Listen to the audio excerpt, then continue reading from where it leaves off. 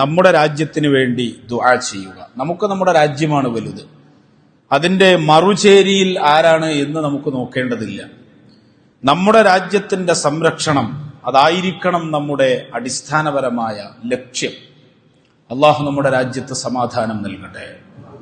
നമ്മുടെ രാജ്യത്ത് ഒരുപക്ഷെ വിവിധ രാഷ്ട്രീയ കക്ഷികൾ ഉണ്ടാകാം, വിവിധ ചിന്താഗതിക്കാരുണ്ടാകാം, വിവിധ റൂട്ടിൽ പ്രവർത്തിക്കുന്നവരുണ്ടാകാം. പക്ഷെ രാജ്യത്തെ മറ്റൊരു രാജ്യം ആക്രമിക്കാൻ വന്നാൽ, രാജ്യത്തിന്റെ ക്ഷമ പരീക്ഷിക്കാൻ മറ്റൊരു രാജ്യം കടന്നു വന്നാൽ, അതേത് രാജ്യമാണെങ്കിലും തീർച്ചയായും നമ്മുടെ രാജ്യത്തുള്ള എല്ലാ ജനങ്ങളും ഒറ്റക്കെട്ടായി, ഇപ്പൊ നമുക്കറിയാം സർവകക്ഷി യോഗങ്ങൾ നടക്കുന്നു, അതുപോലെ പ്രതിപക്ഷവും ഭരണപക്ഷവും എല്ലാവരും ഈ വിഷയത്തിൽ ഒറ്റക്കെട്ടാണ്. അതാണ് നമ്മുടെ രാജ്യത്തിന്റെ ആ ഐക്യം. എല്ലാവരും ഇപ്പൊ നമ്മൾ പല വിഷയങ്ങളും വരുമ്പോ പല ഒരുപാട് വിയോജിപ്പുകളും എതിർചേരികളൊക്കെ രൂപാന്തരപ്പെടാറുണ്ട്. പക്ഷേ ഇങ്ങനെ ഒരു പ്രതിസന്ധി വന്നപ്പോൾ എല്ലാവരും ഒറ്റക്കെട്ടായി ഭീകരവാദികളെ, മുസ്ലിമീങ്ങളെ എന്നല്ല, മുസ്ലിമീങ്ങൾ എന്ന പരാമർശം ഉണ്ടാകാനേ പാടില്ല. അങ്ങനെ നമുക്കറിയാം, സോഷ്യൽ മീഡിയകളൊക്കെ പരിശോധിക്കുമ്പോ മുസ്ലിമീങ്ങൾക്കെതിരെ അടിക്കാനുള്ള ഒരു ആയുധമായി സോഷ്യൽ മീഡിയകൾ ഇപ്പോൾ ഉപയോഗിച്ചു വരുന്നുണ്ട്. വാസ്തവത്തില് പാകിസ്ഥാൻ എന്നത് അവരുടെ നയവും അല്ലെങ്കിൽ പാകിസ്ഥാനിന്റെ നിലപാടും എന്ത് എന്നത് നമുക്ക് പരിശോധിക്കേണ്ടതില്ല. അതൊരു ഇസ്ലാമിന്റെ നിലപാടായി നമ്മൾ കണക്കിലെടുക്കുന്നുമില്ല. അങ്ങനെ ഒരു അഭിപ്രായം ലോക മുസ്ലിമീങ്ങൾക്കില്ലതാണ്. മുസ്ലിമീങ്ങളെ സംബന്ധിച്ചിടത്തോളം അവര് ഭീകരവാദികൾ അല്ല, തീവ്രവാദികൾ അല്ല. മുസ്ലിം അല്ലെങ്കിൽ ഇസ്ലാം മതം എന്ന് പറയുന്നത് എപ്പോഴും സമാധാനം കാക്ഷിക്കുന്ന ഒരു മതമാണ്. അക്രമിച്ചവനെ തിരിച്ച് ആക്രമിക്കാൻ പാടില്ല, അക്രമത്തെ ക്രമം കൊണ്ട് നേരിടണം എന്ന് ലോകത്ത് ഏറ്റവും കൂടുതൽ ഉച്ചേസ്തരം പ്രഖ്യാപിച്ച മതം ഇസ്ലാം അല്ലാതെ മറ്റൊന്നില്ല എന്നത് എല്ലാവർക്കും അറിയാം. ഞാൻ ഓതിവെച്ച ആയത്ത്. അപ്പൊ അത് ഈ ഒരു സംഘർഷത്തെ സംഘിക്കുട്ടന്മാര് മുസ്ലിമീങ്ങളെ തലയിൽ വെക്കാൻ വേണ്ടിയുള്ള അവരുടെ ടെക്സ്റ്റുകളും അവരുടെ ശ്രമങ്ങളും അതൊക്കെ ചുമ്മാ അവര് അവസരോചിതമായി മുതലെടുക്കുന്നു എന്ന് മാത്രം. പക്ഷെ അത് ലോകത്തിനറിയാം. വിശുദ്ധ ഖുർആനിൽ അള്ളാഹു പറഞ്ഞ ഏറ്റവും വലിയ ഒരു വാചകം, ഓ നബിയെ അവിടുന്ന് പ്രഖ്യാപിക്കണം, വലാ തസുബ്ബുല്ലദീന യദ്ഊന മിൻ ദൂനില്ലാഹ്, അല്ലാഹുവിനെയല്ലാതെ മറ്റൊരു ശക്തിയെ ആരാധിക്കുന്നവരെ നിങ്ങൾ ചീത്ത പറയാൻ പാടില്ല. എന്തൊരു പ്രഖ്യാപനമാണ്! ഇസ്ലാമിന്റെ യശസ്സു ഉയർത്തുന്ന പ്രഖ്യാപനമാണ്. ഇസ്ലാമിന്റെ അന്തസ്സ് തുറന്നു കാണിക്കുന്ന പ്രഖ്യാപനമാണ്. എല്ലാവരും ഇസ്ലാമിലേക്ക് കടന്നു വരണം എന്ന നിർബന്ധം നിങ്ങൾക്കുണ്ടാകാൻ പാടില്ല. നിങ്ങൾക്കത് ആഗ്രഹിക്കുന്നതിന് തെറ്റില്ല. പക്ഷേ അതിന്റെ പേരിൽ നിങ്ങൾ ആക്രമണം അഴിച്ചുവിടാൻ പാടില്ല. ഒരാളെയും നിർബന്ധിക്കാൻ പാടില്ല. ഒരാളെയും അതിന്റെ പേരിൽ നിങ്ങൾ വിഷമിപ്പിക്കാൻ പാടില്ല. ഇനി ഒരാൾ ഇസ്ലാമിലേക്ക് കടന്നു വന്നിട്ടില്ല എന്നതുകൊണ്ട് അവരെ നിങ്ങൾ ചീത്ത പറയരുതേ. അവരുടെ ആരാധ്യ വസ്തുക്കളെ നിങ്ങൾ അപഹസിക്കരുത്, നിങ്ങൾ ഇൻസൾട്ട് ചെയ്യരുത്. ഖുർആനിന്റെ പ്രഖ്യാപനമാണ്, ഖുർആനാണ് പറയുന്നത്. ഏതെങ്കിലും ഇമാമിയങ്ങൾ എഴുതിയ ഗ്രന്ഥത്തിലല്ല, അതിലുള്ള വാചകമല്ല, സെന്റൻസ് അല്ല ഞാൻ പറയുന്നത്. പരിശുദ്ധ ഖുർആനിന്റെ സുവ്യക്തമായ പ്രഖ്യാപനമാണ്. അല്ലാഹുവിനെയല്ലാതെ മറ്റൊരു ശക്തിയെ ആരാധിക്കുന്നവരെ നിങ്ങൾ ചീത്ത പറയല്ലേ, നിങ്ങൾ അവരെ വിഷമിപ്പിക്കരുതേ. അങ്ങനെ ഉണ്ടായാൽ അതിന്റെ തിക്തഫലം എന്തായിരിക്കും നബിയേ? അവിടുന്ന് പഠിപ്പിക്കണേ. ഞാൻ എന്റെ ചെറുപ്പക്കാരോട് പറയാണ്, എന്റെ പ്രിയപ്പെട്ട സഹോദരങ്ങളോട് പറയാണ്, ഈ സാഹചര്യത്തിൽ സോഷ്യൽ മീഡിയ നമ്മൾ ഉപയോഗിക്കുമ്പോ വളരെ ശ്രദ്ധിക്കണം. നമ്മുടെ എഴുത്തിലോ നമ്മുടെ സംസാരത്തിലോ നമ്മുടെ ഷെയറിങ്ങിലോ എന്തെങ്കിലും അപാകതകൾ സംഭവിച്ചാൽ പുറം ലോകം കാണില്ല. വളരെ ഗൗരവമാണ്, ശ്രദ്ധിക്കണം. ഖുർആനിൽ അല്ലാഹു പറഞ്ഞു, നിങ്ങൾ ശ്രദ്ധിച്ച് ജീവിക്കണം. നിങ്ങൾ ആരെയും ചീത്ത വിളിക്കാൻ പോകണ്ട. പ്രത്യേകിച്ച് ഇസ്ലാമിനെ വിമർശിക്കുന്ന ഒരാളാണെങ്കിൽ പോലും നിങ്ങൾക്ക് നയപരമായി, ന്യായപരമായി, നീതിപരമായി അതിനെ എതിർക്കാം എന്നല്ലാതെ ചീത്ത വിളിക്കാൻ പാടില്ല. അങ്ങനെ ഇസ്ലാമിന്റെ എതിരാളിയെ നിങ്ങൾ ചീത്ത പറഞ്ഞാൽ, അള്ളാഹുവിനെ ആരാധിക്കാത്ത ഒരു മനുഷ്യനെ നിങ്ങൾ ചീത്ത പറഞ്ഞാൽ പിന്നീടുണ്ടാകുന്ന അതിന്റെ തിക്തഫലം എന്താണ്? ഫയസുബ്ബുല്ലാഹ അദ്വം ബിഗൈരി ഇൽം. അവര് അള്ളാഹുവിനെ ചീത്ത വിളിക്കാൻ തുടങ്ങും. അറിവില്ലാതെ, അള്ളാഹിനെ കുറിച്ച് ഒരു ചുക്കും പഠിക്കാതെ അള്ളാഹുവിനെ ചീത്ത വിളിക്കാൻ അവര് തുടങ്ങും. അതുകൊണ്ട് ചീത്ത വിളിക്കരുത്, ആരെയും ആക്ഷേപിക്കരുത്.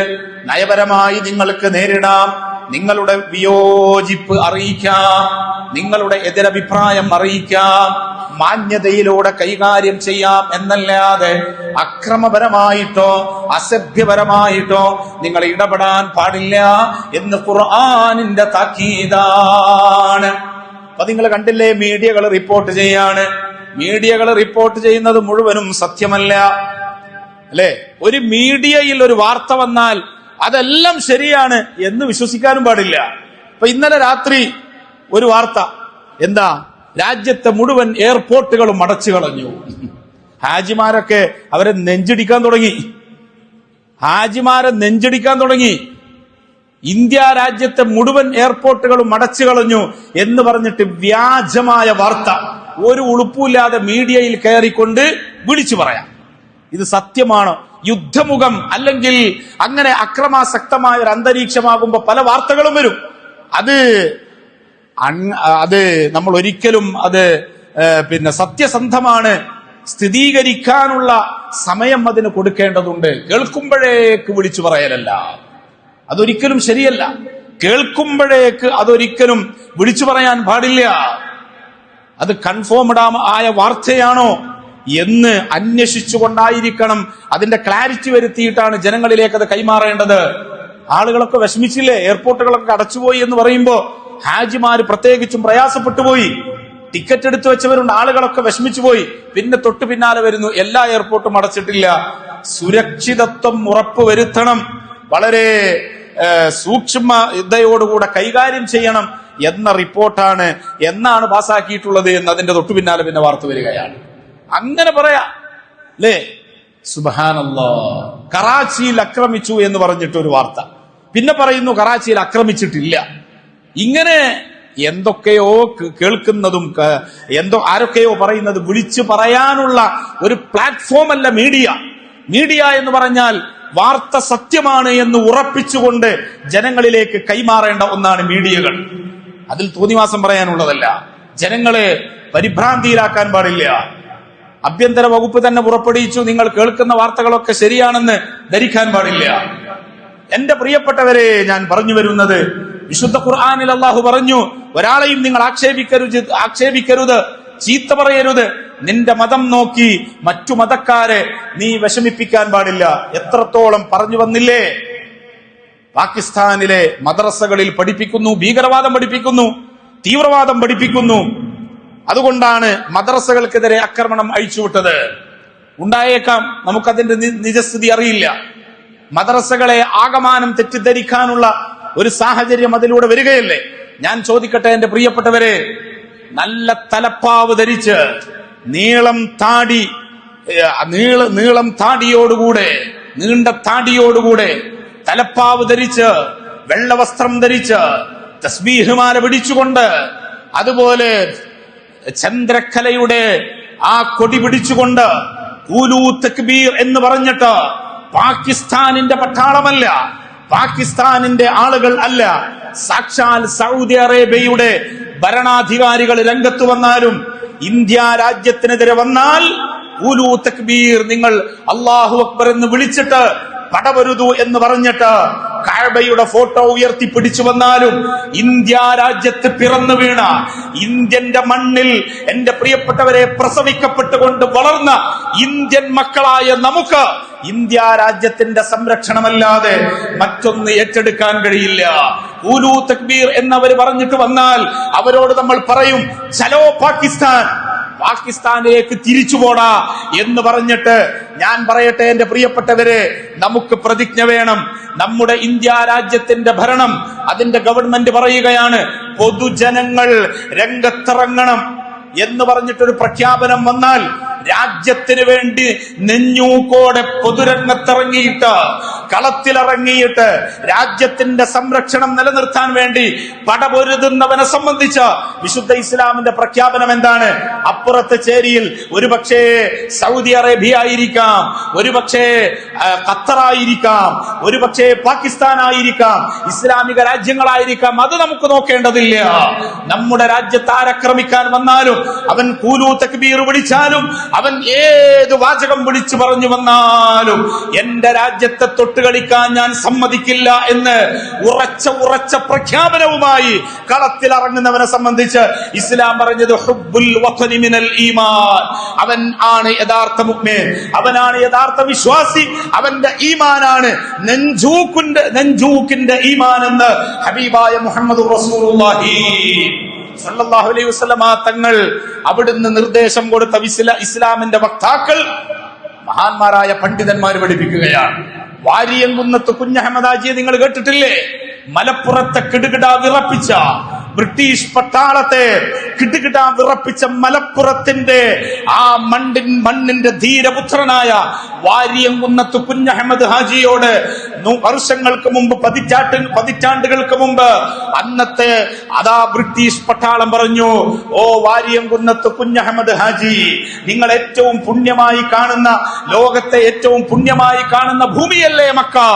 ആ മക്കയിൽ നിങ്ങൾക്ക് ഞങ്ങൾ ഒരു കൊട്ടാരം പണിതു തരാം, ആ മക്കയിൽ നിങ്ങൾക്ക് നല്ല ഒരു വീട് ഞങ്ങൾ പണിതു തരാം. പക്ഷെ ഞങ്ങൾക്കെതിരെയുള്ള പോരാട്ടം നിങ്ങൾ അവസാനിപ്പിക്കണമെന്ന് പറഞ്ഞപ്പോൾ വാരിയംകുന്നത്ത് നെഞ്ചു വിരിച്ചിട്ട് പറഞ്ഞു, വെക്കടാവടി.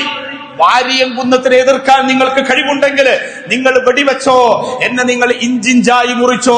പക്ഷേ മക്കയിലല്ല, സാക്ഷാൽ കഅബയുടെ ഉള്ളിൽ എനിക്ക് താമസിക്കാനുള്ള സൗകര്യം അത്രയും പുണ്യമായ സ്ഥലത്ത് നിങ്ങൾ ഒരുക്കി തന്നാലും വാരിയംകുന്നത്ത് കുഞ്ഞഹമ്മദ് ഹാജി ഇന്ത്യ രാജ്യത്തെ തൊട്ടുകളിക്കാൻ വന്ന നിങ്ങളെ വെറുതെ വിടുമെന്ന് നിങ്ങൾ വ്യാമോഹിക്കേണ്ടതില്ല.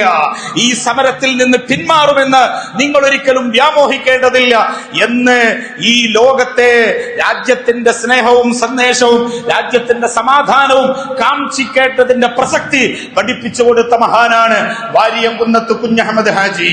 മഹാനായ ഉമറുൽ ഖാദി റളിയല്ലാഹു അൻഹു ഇന്ത്യ രാജ്യത്തെ ആക്രമിക്കാനും ഇന്ത്യ രാജ്യത്തെ പിടിച്ചടക്കാനും വന്ന ബ്രിട്ടീഷ് പട്ടാളത്തിന്റെ മുമ്പിൽ കൈ കാണിച്ചു കൊടുത്തു, വെച്ചോളൂ, ഉമറിനെ കൊണ്ടുപോയി പുറങ്കില് അടച്ചോളൂ.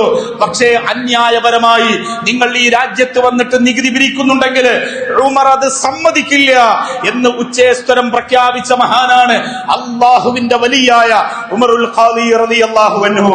ഇവരൊക്കെ നമ്മുടെ മുമ്പിൽ പടനയിക്കാൻ മുമ്പേ കഴിഞ്ഞു പോയിട്ടുണ്ടെങ്കിൽ പാകിസ്ഥാനല്ല, അവരുടെ പിതാക്കന്മാര് ഇന്ത്യയെ തൊട്ട് കളിച്ചാൽ, എന്റെ പ്രിയപ്പെട്ടവരെ, നമ്മുടെ ഭരണാധികാരി ആരാണ്? നമ്മുടെ ആഭ്യന്തരം കൈകാര്യം ചെയ്യുന്നത് ആരാണ്? നമ്മുടെ പോലീസിന്റെ കമാൻഡർ ആരാണ് എന്ന് നമുക്ക് നോക്കേണ്ടതില്ല. നമ്മുടെ രാജ്യം, നമ്മുടെ ഉമ്മ വെച്ച മണ്ണ്, അത് ഇന്ത്യയുടെ മണ്ണാണ് എന്ന നിലക്ക് പിന്മാറാൻ നമുക്ക് സാധ്യമല്ല. ഇസ്ലാമിക പണ്ഡിതന്മാർ കഴിഞ്ഞ ദിവസം പറഞ്ഞതുപോലെ രാജ്യത്തിന്റെ ഭരണാധികാരികൾ ഔദ്യോഗികമായിട്ട് പൊതുജനങ്ങളോട് നിരത്തിലിറങ്ങിയിട്ട് പാകിസ്ഥാൻ പട്ടാളത്തിനെതിരെ പൊരുതണമെന്ന് പറഞ്ഞാൽ ഞങ്ങൾ അതാ കളത്തിലിറങ്ങുമെന്ന് പ്രഖ്യാപിച്ചത് വെറുതെ അങ്ങ് പറയുകയല്ല. അത് രാജ്യത്തോടുള്ള സ്നേഹം കൊണ്ടാണ്, രാജ്യത്തിനോടുള്ള ബഹുമാനം കൊണ്ടാണ്. അത് ഈമാനിന്റെ ഭാഗമാണെന്ന് പരിശുദ്ധ ഇസ്ലാം പഠിപ്പിക്കുകയാണ്. അതുകൊണ്ട് ചില ആളുകൾക്ക് ഒരു ധാരണയുണ്ട്, പാകിസ്ഥാനിൽ മുസ്ലിമീങ്ങളല്ലേ, അതുകൊണ്ട് അവരോട് ചെറിയ മമതയൊക്കെ കാണിക്കേണ്ട. തെറ്റാണ്, കാണിക്കാൻ പാടില്ല. രാജ്യത്തിനെതിരെ ആര് കുതിര കയറിയാലും, എന്റെ പ്രിയപ്പെട്ടവരെ, നമ്മുടെ രാജ്യം വളരെ ക്രിയാത്മകമായി കൊണ്ടുള്ള ഇടപെടലാണ്. ആരെങ്കിലും കയറി ആക്രമിക്കുന്നില്ല, അടിച്ചാൽ തിരിച്ചടിക്കുമെന്നാ പറയുന്നത്, അല്ലെ? ഞങ്ങൾ ആദ്യം അടിക്കുമെന്നല്ല, അടിച്ചാൽ തിരിച്ചടിക്കും. അതൊരു നയമാണ്. രാജ്യത്തെ ആക്രമിച്ചാല് തിരിച്ച് ആക്രമിക്കും എന്നത് അവിടെ കൂപ്പുകുത്തി നിൽക്കലല്ല, അവിടെ അവരോട് ബഹുമാനം കാണിച്ചു നിൽക്കതല്ല. രാജ്യത്തെ ആക്രമിച്ചാൽ, ഞങ്ങളെ നിരപരാധികളെ തൊട്ടുകളിച്ചാൽ ഞങ്ങൾ തിരിച്ചടിക്കുമെന്ന് പറയുന്നത് അത് നീതിയാണ്, യാതൊരു സംശയവുമല്ല. ഭീകരവാദം ആര് ചെയ്താലും അത് ഇസ്ലാം അംഗീകരിക്കുന്ന കാര്യവുമല്ല. ഇത് നമ്മൾ മനസ്സിലാക്കി ഈ സന്ദേശമാണ് മുസ്ലിമീങ്ങളായ നമ്മൾ എല്ലാവരിലേക്കും കൈമാറേണ്ടത്. അള്ളാഹു നമ്മുടെ രാജ്യത്ത് സമാധാനം നിലനിർത്തി തരുമാറാകട്ടെ. അള്ളാഹു നമ്മുടെ അയൽ രാജ്യങ്ങൾക്കൊക്കെ സമാധാനപരമായി ചിന്തിക്കാനുള്ള മാനസികാവസ്ഥ നൽകി നൽകി അനുഗ്രഹിക്കുമാറാകട്ടെ. അവർക്കൊക്കെ അല്ലാഹു നല്ല നിലക്ക് ചിന്തിച്ച് ഒരുമയോടെ, ഒത്തൊരുമയോടെ, ഐക്യത്തോടെ പോകാനുള്ള മനസ്സ് നൽകി അനുഗ്രഹിക്കുമാറാകട്ടെ. ആമീൻ യാ റബ്ബൽ ആലമീൻ. ഈ വിഷയത്തെക്കുറിച്ച് നമ്മൾ ഈ രീതിയിൽ മനസ്സിലാക്കി ആ രീതിയിലാണ് നമ്മൾ എല്ലാ ഇടങ്ങളിലും പ്രതികരിക്കേണ്ടത്. നമ്മുടെ രാജ്യത്തിന്റെ സമാധാനത്തിന് വേണ്ടി എന്റെ പ്രിയപ്പെട്ടവരെ നമ്മൾ പ്രാർത്ഥിക്കുക.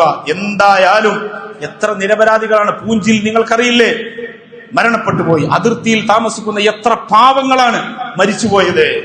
പാവങ്ങൾ മരിച്ചുപോയില്ലേ, നിരപരാധികൾ.